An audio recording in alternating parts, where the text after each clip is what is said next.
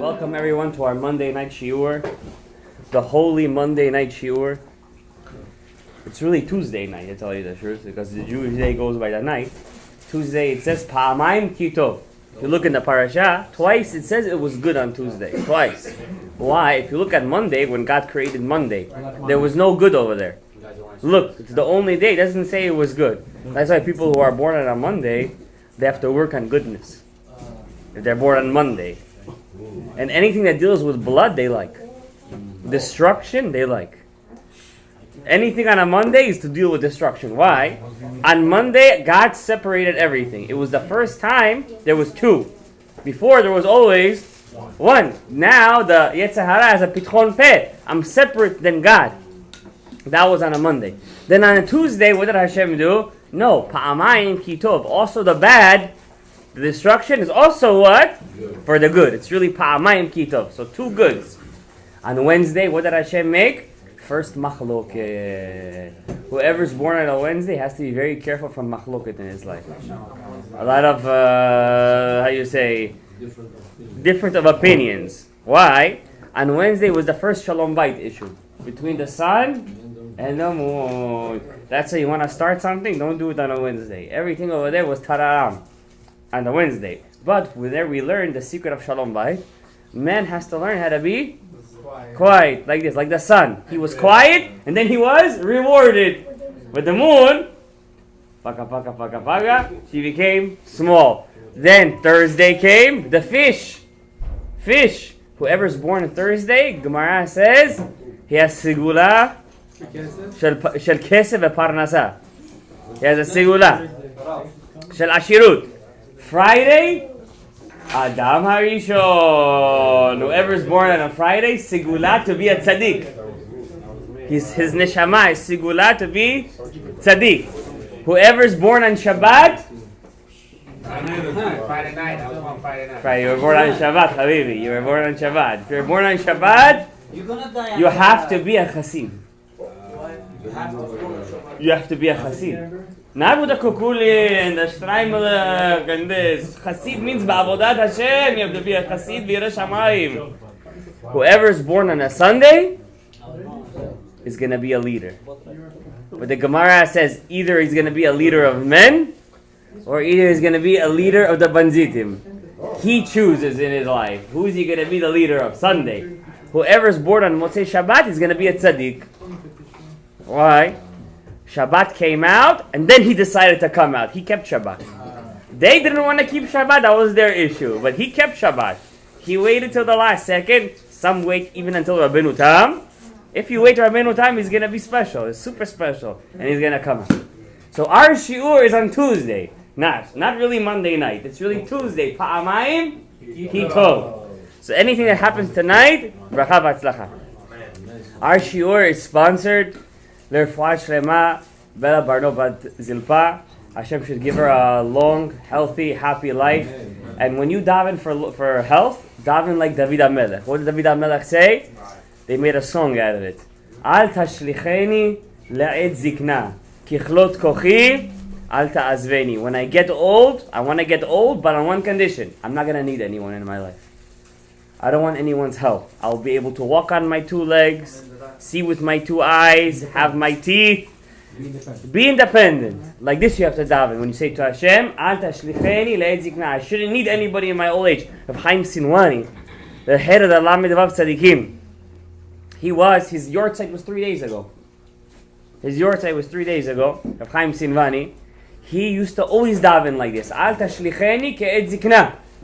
And like this, be'emet was, till the last day of his life, he didn't need anyone's help. You know what it is to be in your old age and always dependent on somebody? In your persons, we take things for granted. We always think we're going to walk with our legs, have our heart beating the same way. How many people have pacemakers? Lo aleinu? I know people in their 30s and 40s, they have pacemakers. Yeah.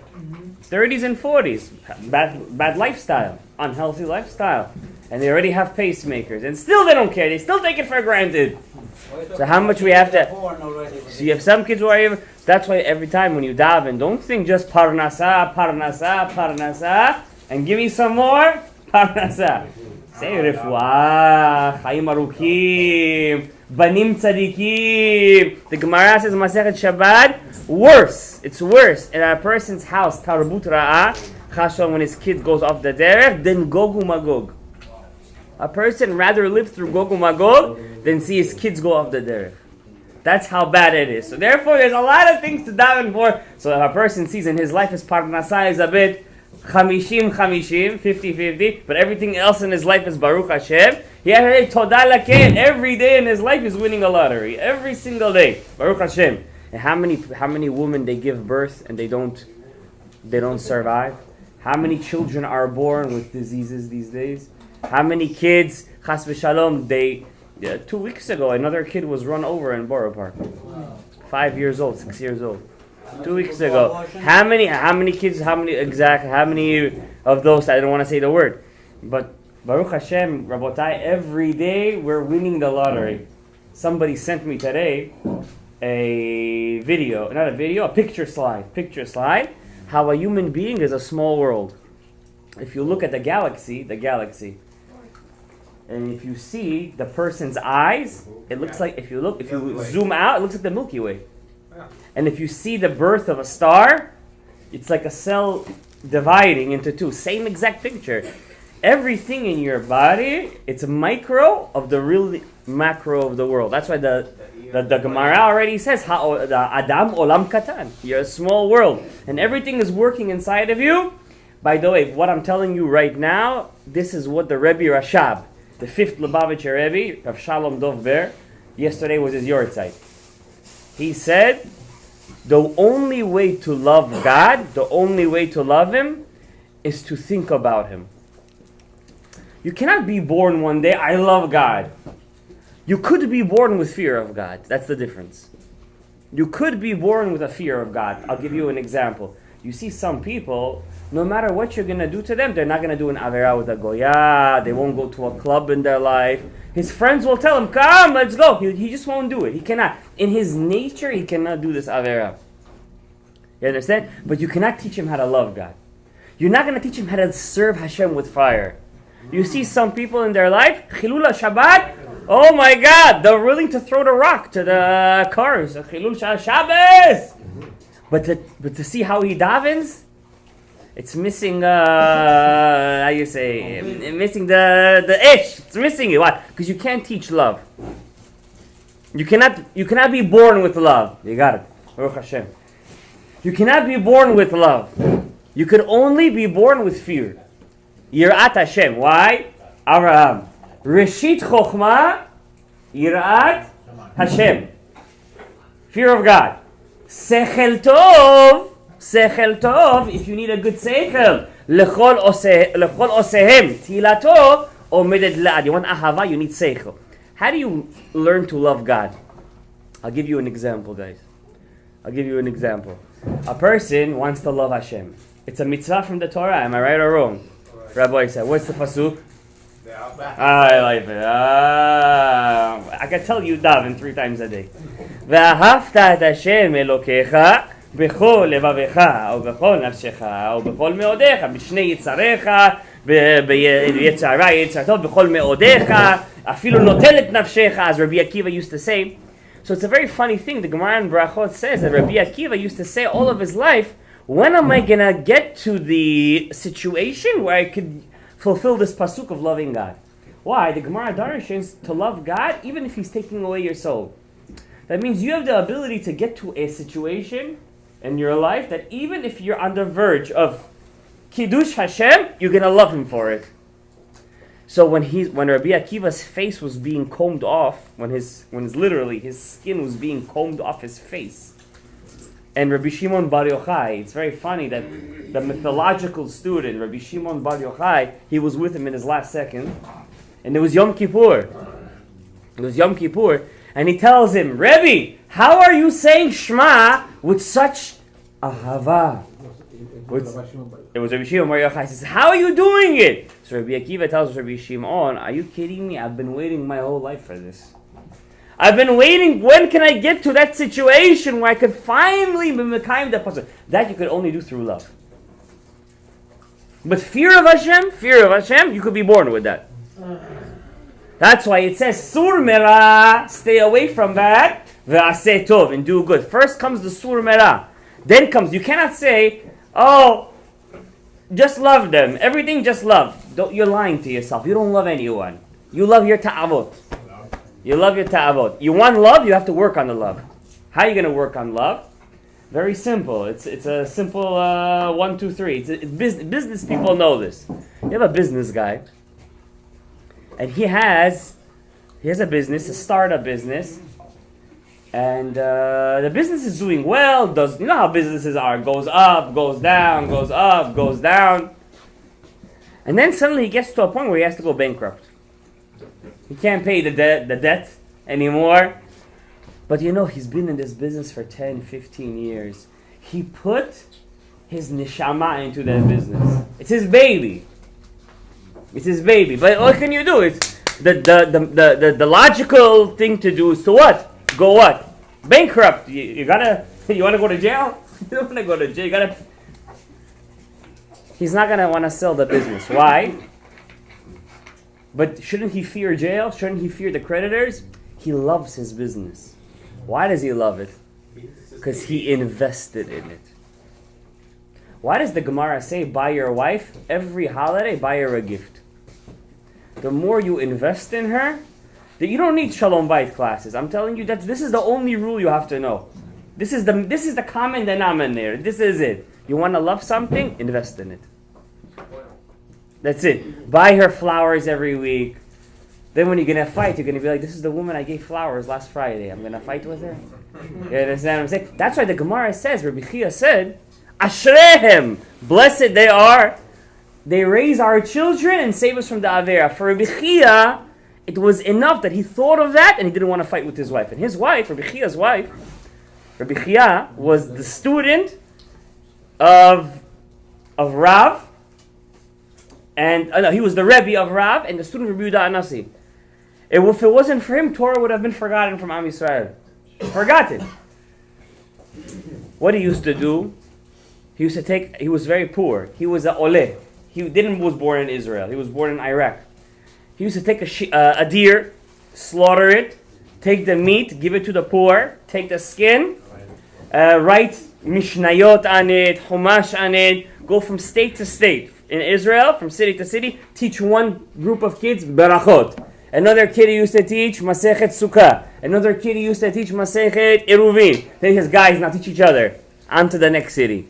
He goes the same thing over there. And he still had time to be the greatest student of Rabbi Yehuda Anasi. So his wife, I forget her name, I think it was Pazit, I think. So, she's on Ashkenazi, you're saying? So she was not the nicest cookie in the jar. The Gemara tells us why. She had twins, 2 sets of twins. The Gemara says it's possible for one set of twins, for the one of the twins, to be born 2 months after the first twin is born. You get what I'm saying? Yeah. She gave birth to one of them, but the second one needs to come out. But it's not coming out, so she's in labor for 2 months. They didn't get it yet. Today, a woman, they come to I've been there 4 times. They go to the thing, the hospital. First thing, nothing started yet. Epidural. Express. They don't even want to say anymore. Why? This is the new Generation Z. Generation Z. Everything, they want easy. Generation Z wants it easy. But back then, now she went through labor for 2 months. This is not a regular labor. She was so upset when she gave birth. And her 2 sons, one was Yehuda, one was Yecheskel. One was Yehuda, one was Yecheskel. They were such tzaddikim. When they came to bury Rav Huna in their grave, Rav Huna was the Reish Galuta. His name was Rav Chagai. Everyone was afraid to go inside their cave. They know you're going inside this cave, there is a possibility you're not coming out alive. Because back then they used to bury people in crypts. Not inside the ground, but like inside a hole inside a cave.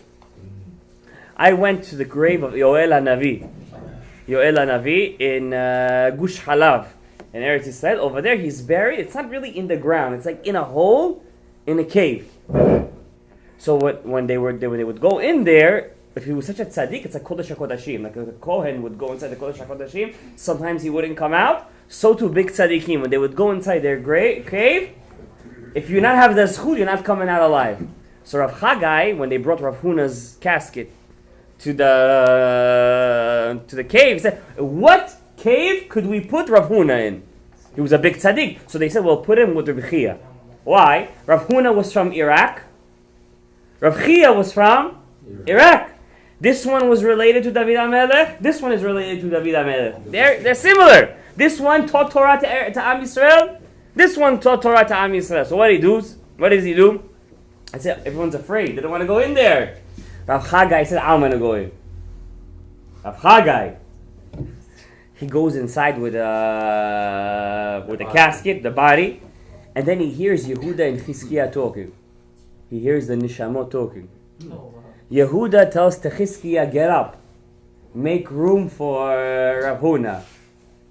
So Chizkiah says to him, okay, I'm going to get up. As he gets up, a pillar of fire appears inside the cave. Rav Chagai gets so afraid, he takes Rav Huna's body as a shield, and he drops him and he just runs out. He was so afraid. This was the sons of Rebbe Chia. Now imagine who was Rebbe Chia. Imagine. He's the only one in Shamayim that when they bring the chairs up to the Yeshiva Shel Mala, he doesn't need escorts.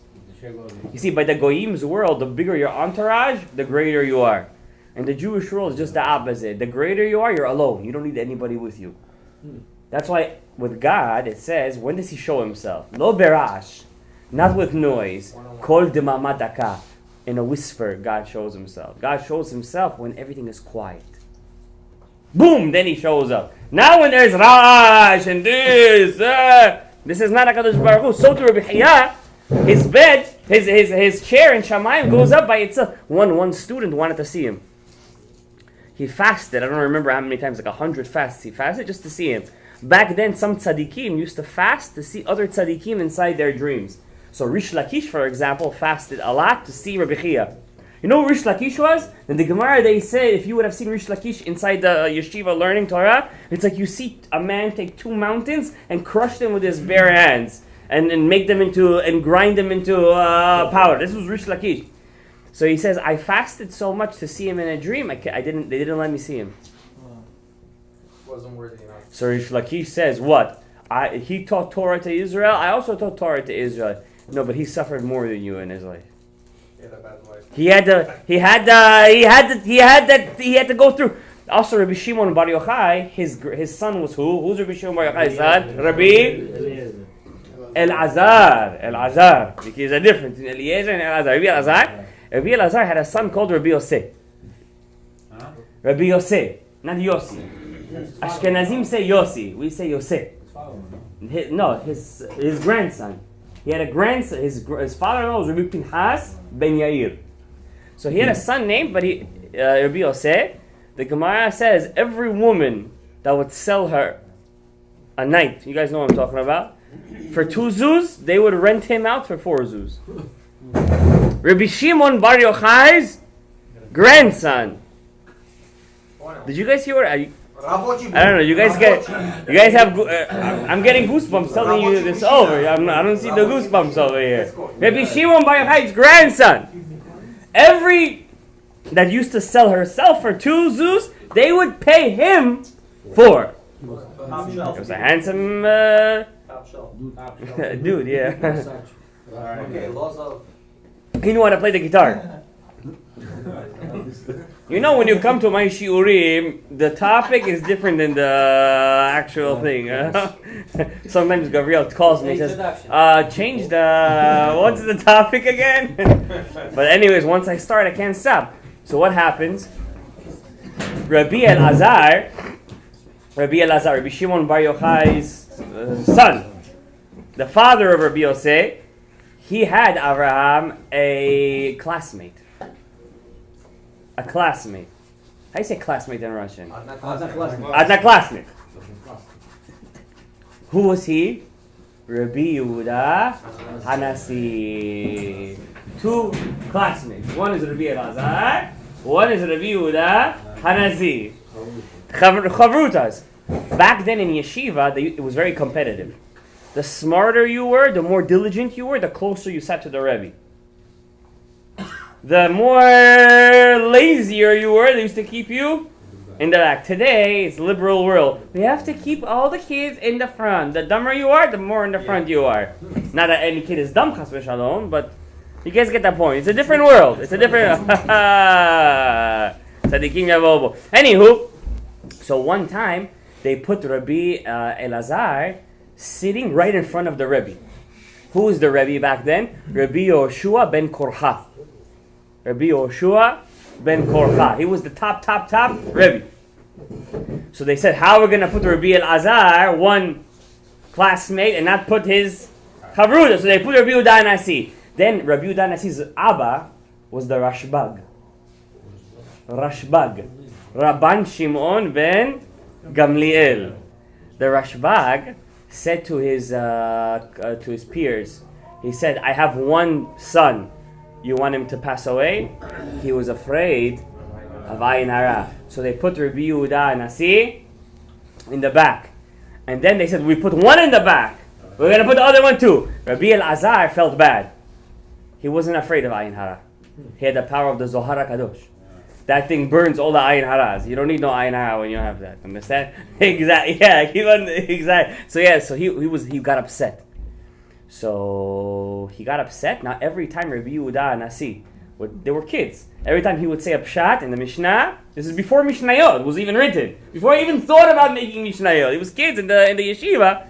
Every time he would say, Rabbi Elazar would bring questions, he would rip him apart. Bright out, this, that, knock him out. Rabbi Yehuda Nasi got very upset.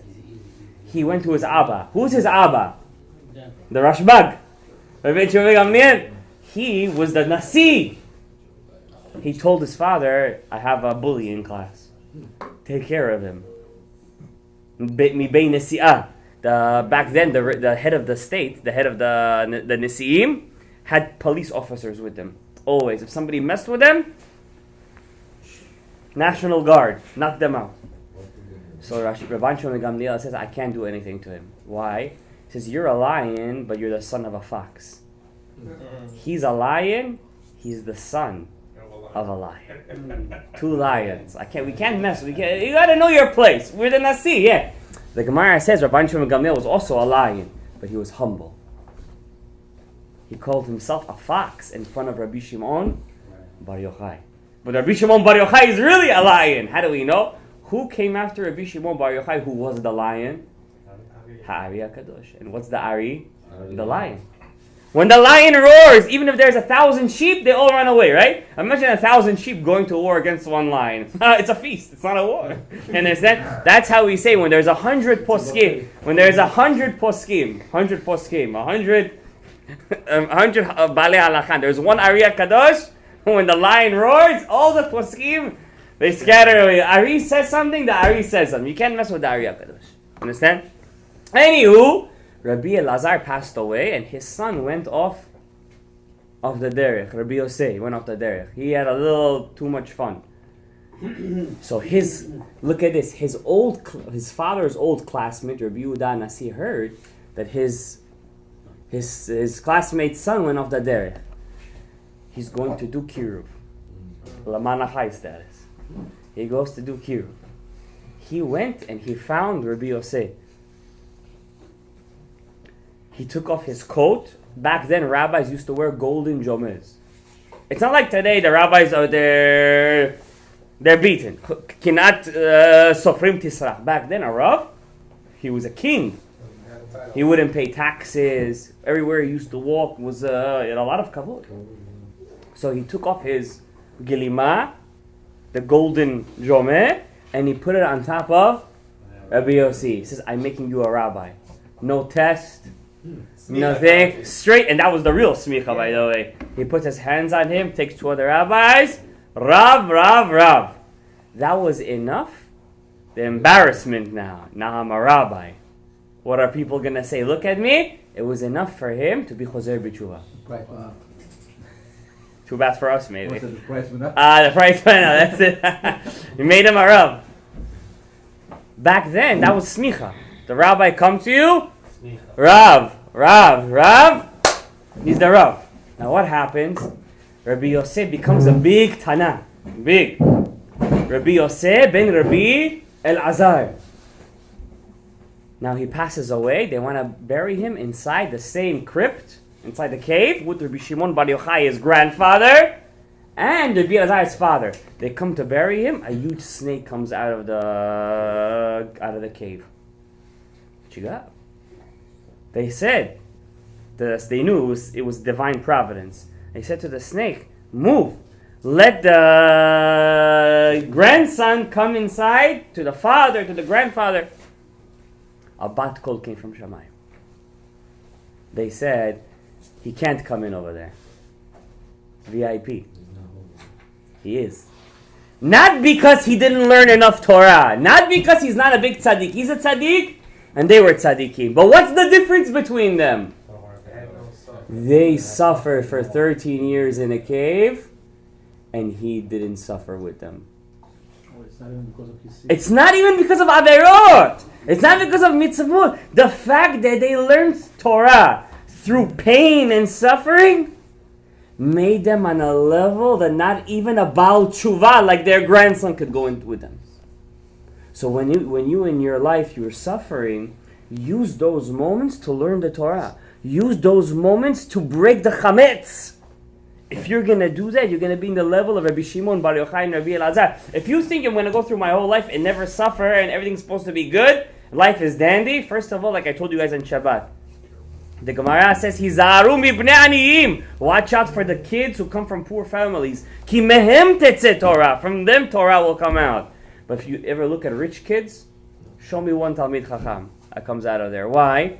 You have to break the chametz before you get to the matzah. You got to break the chametz before you get to the matzah. So therefore, Rabotai, we see over here a very crucial point inside the Torah. It's important to suffer a bit. We're not saying to go like the Goyim right now, take a belt and like the monks, start lashing themselves, roll around and... I'm not saying to do that. I'm just saying when it comes to you, and it will, remember be'ahava.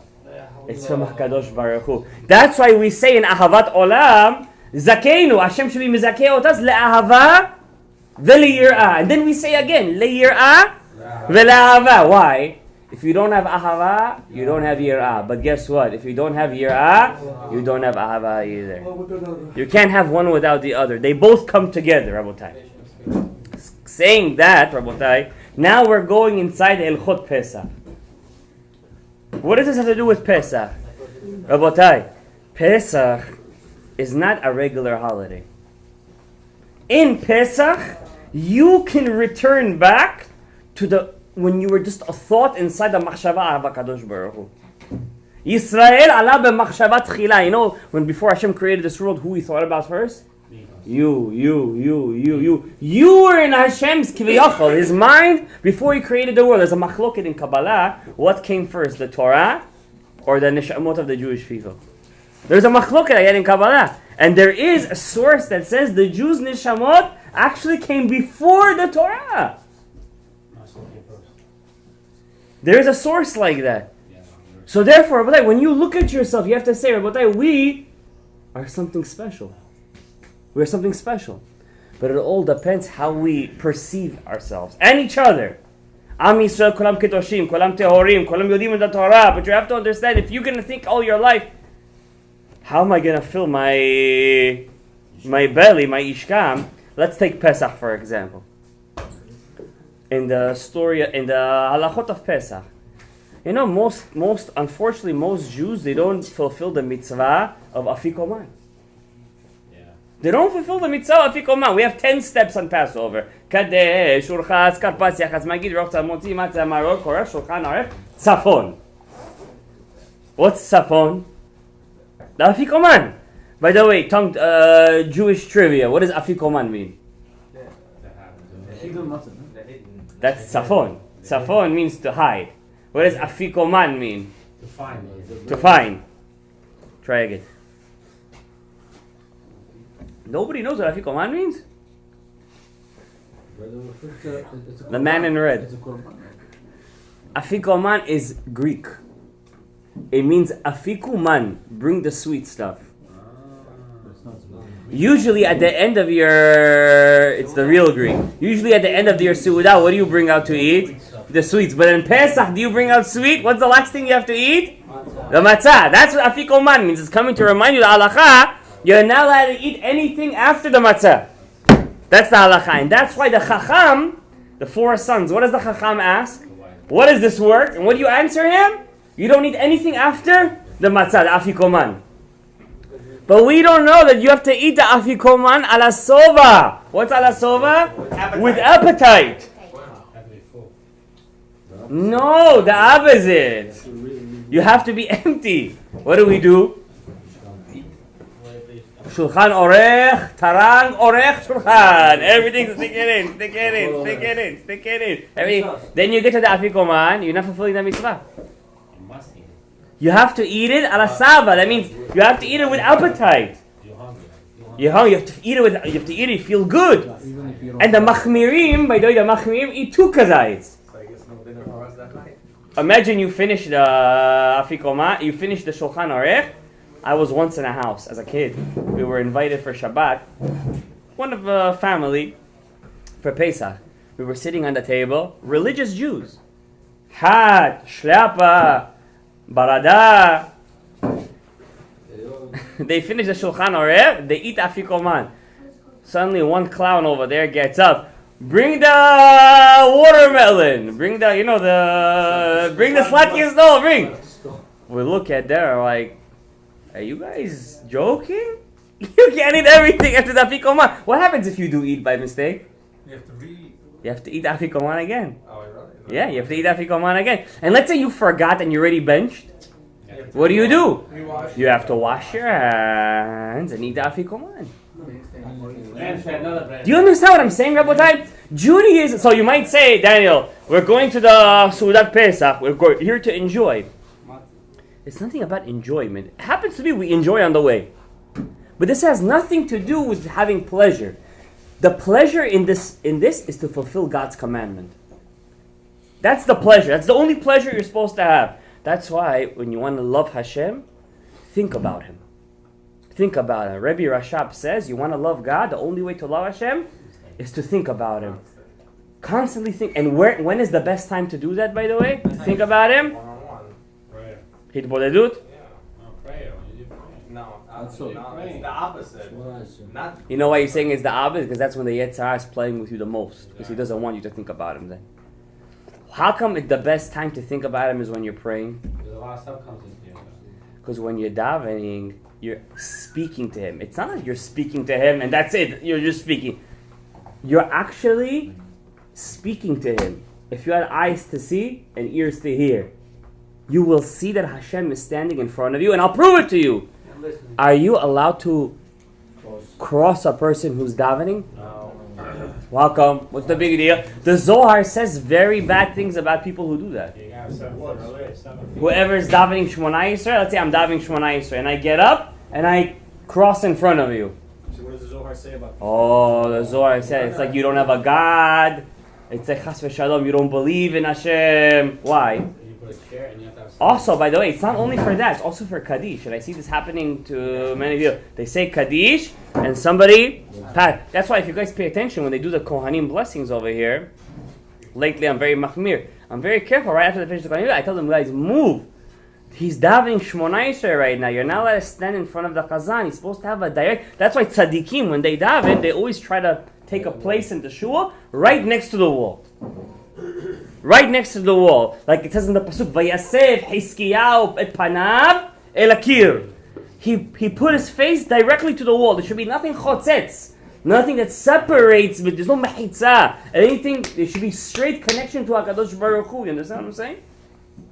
So therefore, when a person davens, you have to be very careful not to pass. So what does that mean? That means HaKadosh Baruch Hu is really there. And if you pass in front of a person who is davening, the Zohar says, it's Chas Shalom, it's as if En lo eloka.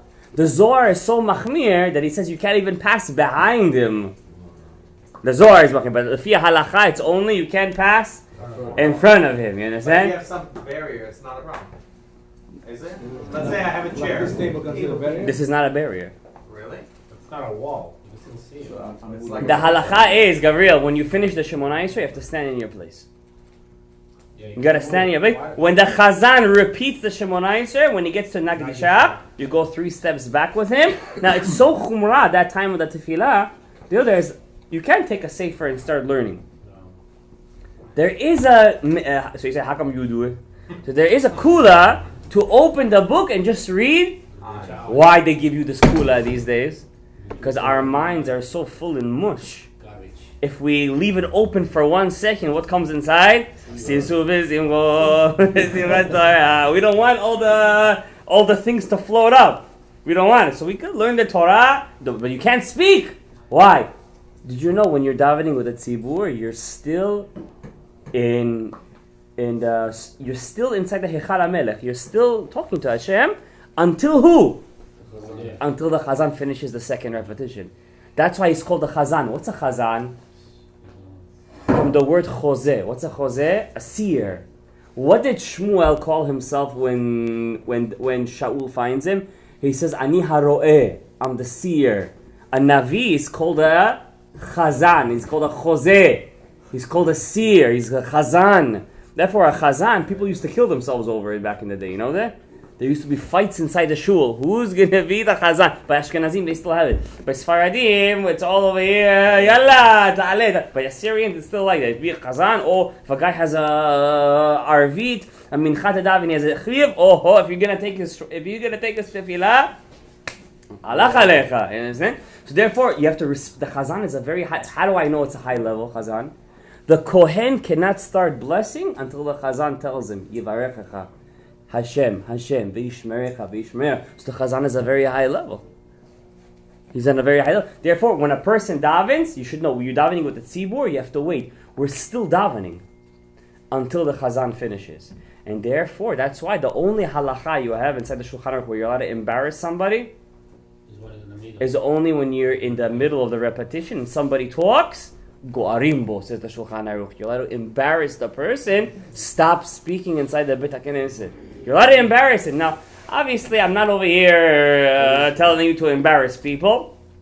Before you embarrass somebody, remember to think about, are you yourself clean from this avera? If you yourself are not clean from this avera, kshot atzmecha, first of all, adorn yourself, then start adorning people. It's a very important thing in Torah. Before you start giving people tochecha, first give yourself tochecha. Kshot atzmecha kodem. Okay? So therefore, let's go back to the afikoman. So by the afikoman, Abraham, Daniel, by the afikoman, you have to eat it ala sava. You have to eat it with abba. Therefore, by shulchan orech, you have to keep it easy. Why? You right away, first of all, you're not allowed to eat matzah on the 14th of Nisan. Yes? Especially this year. You can't eat matzah. So when Pesach comes in, you have to eat matzah with te'avon, with appetite. You understand? Right away, you barely eat. This year, it's not going to be like that because you're going to have 3 sudas of Shabbat. You eat a lot. Motzi matzah. By the way, motzi matzah, very important halakha. I just want to remind you guys, you're not allowed to eat it with anything. When you do hamotzi lechem min haaretz al achilat matzah, you cannot take the matzah and start eating it with dips. You just eat it, right? You just have to eat the matzah. I think about a little salt and pepper, if you know some salt and pepper. You know what I'm saying? Yeah, something like that. But you can put a little salt. But you can't bring the avocado dip. Bring the hummus, the kitniot. Bring the matbuka. Bring the thing matzah. You want to eat it with ta'avon? You can't do that. You have to eat it the taste. If you eat it with the dips, what do you have to do? Read it. Everything all over again. Without dips next time. The whole season again? Motzi matzah, I'm talking about. Motzi matzah is the first step. If you didn't eat the motzi matzah correctly, you have to re-eat the motzi matzah. You understand? Therefore, you have to be 2 eyes open in the halachot. For example, Rav Ovadia Yosef, in his time, there is a chumrah like this to eat the whole kazait in 1 shot. So what do Ashkenazim used to do? They used to make them into pieces, stuff it all in their mouth, chew it, everything in their mouth, whole kazait, and swallow.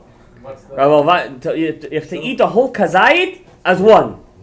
As one. There is a posek like that. So therefore, what happened? Rav Ovadia Yosef, when he saw this, he wrote a whole tshuva in his time. The first book Rav Ovadia Yosef came out with, the first book was Hilchot HaPesach. This book, Chazon Ovadia, Hilchot HaPesach, this was the first book he came out with. How old was he? I think he was 32. No, he was 32, 33. This was his first publication, his real publication. He had a book before that. But this was his first halachic book as a Rav Rashi, as somebody respectable. You understand? This was that year when he came out with this book, Rav Ovadia Yosef. They made him, in his words, living hell on earth.